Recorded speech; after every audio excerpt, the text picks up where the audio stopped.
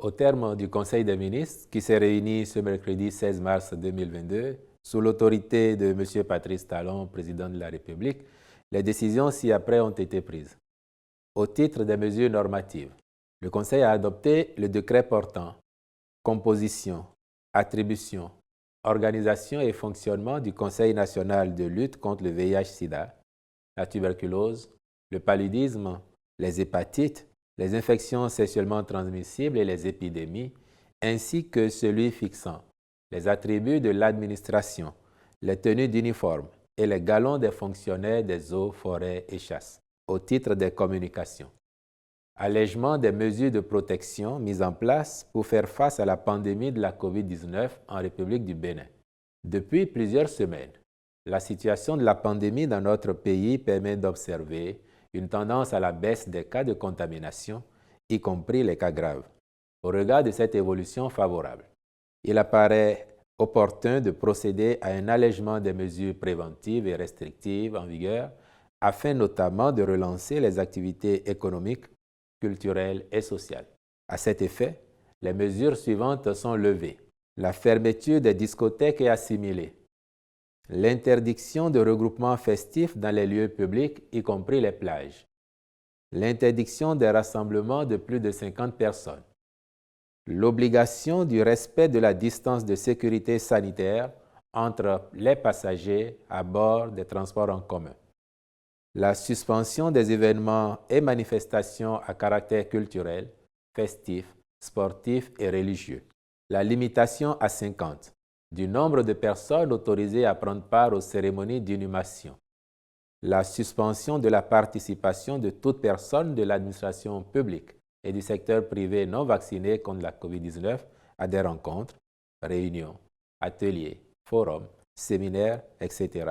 sur le territoire national. L'accès à tous les services publics assujettis à la présentation d'un passe vaccinal aux personnes éligibles à la vaccination. L'obtention des bulletins de prise en charge sous la condition de la présentation du passe vaccinal. Les mesures maintenues concernent l'obligation du port de masque à bord des transports en commun, l'obligation vaccinale pour le personnel médical et paramédical, les pharmaciens, les aides-soignants, ainsi que le personnel administratif des formations sanitaires publiques et les employés du secteur privé, de même que ceux des officines pharmaceutiques. L'accès aux hôpitaux des parents et gardes malades assujettis à la présentation du passe vaccinal. Par ailleurs, le Conseil recommande fortement le port de masque en tout lieu public, y compris dans les espaces marchands, boutiques, magasins, supermarchés, marchés ordinaires et autres. Le lavage systématique des mains à l'eau et au savon, ou leur désinfection par du gel ou de la solution hydroalcoolique, y compris sur les lieux de travail, aussi bien publics que privés. La vaccination à toute personne éligible, notamment le personnel enseignant et administratif des établissements publics et privés, les étudiants, le personnel militaire et paramilitaire, les conducteurs de taxi-moto, les élèves de plus de 12 ans et les parents d'élèves.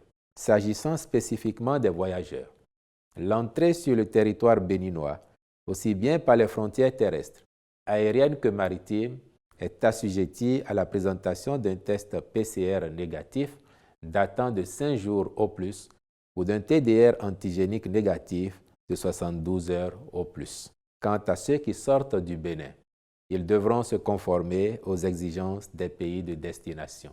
Enfin, à l'appui de ces mesures, il est recommandé de maintenir les efforts en vue d'atteindre un fort taux de vaccination au plan national.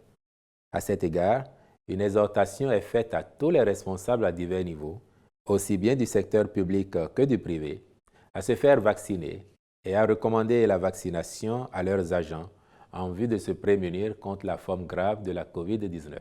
Au titre des rencontres et manifestations internationales, le Conseil a autorisé l'organisation à Cotonou, du 23 au 25 mars 2022, de la 16e rencontre des chefs des services de renseignement et de sécurité, couplée avec la 8e réunion des ministres chargés de la sécurité des pays membres de l'initiative d'Accra, de même que la participation du ministère du Cadre de vie et du Développement durable aux réunions statutaires et autres rencontres à l'extérieur au titre de l'année 2022.